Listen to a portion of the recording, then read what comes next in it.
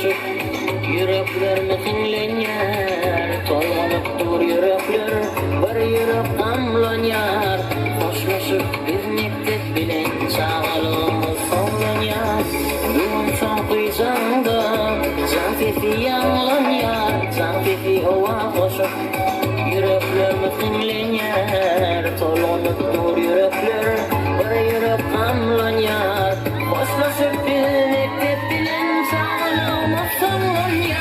Yüreğimde menzil yatır, kime saklıp bağıp getir. Kete üşüp yatan otur, hoşman mektep yılları. Yatın çıkmadan fırsat, uysançtan dolu fırsat. Ağımızda yatsak fırsat, hoşman mektep yılları. Yüreğimde menzil yatır, kime saklıp bağıp getir. Kete üşüp yatan otur, hoşman mektep yılları. Yatın çıkmadan fırsat, uysançtan dolu fırsat. Ağımızda yatsak fırsat, hoşman mektep yılları. Bir de yağmurlu adam oluptum.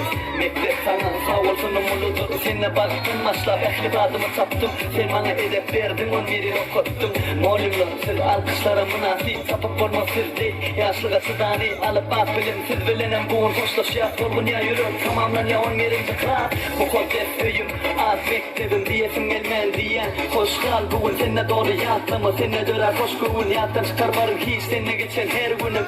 Bugün coş ya yürüp digler son kugun yine de son kuzan sana yana edimlerim. Hiç duyga çalışman seninle görüp duyunum. Hoş kal kadırdan men klaslaşlarım.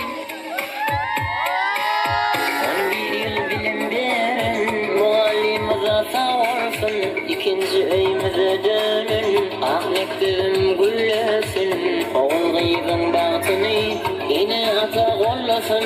Fata verip ağlasına uzak yola yollasın. 11 yıl bilim veren muallimize sağ olsun. İkinci öyümüze dönün, ah mektebim güllesin.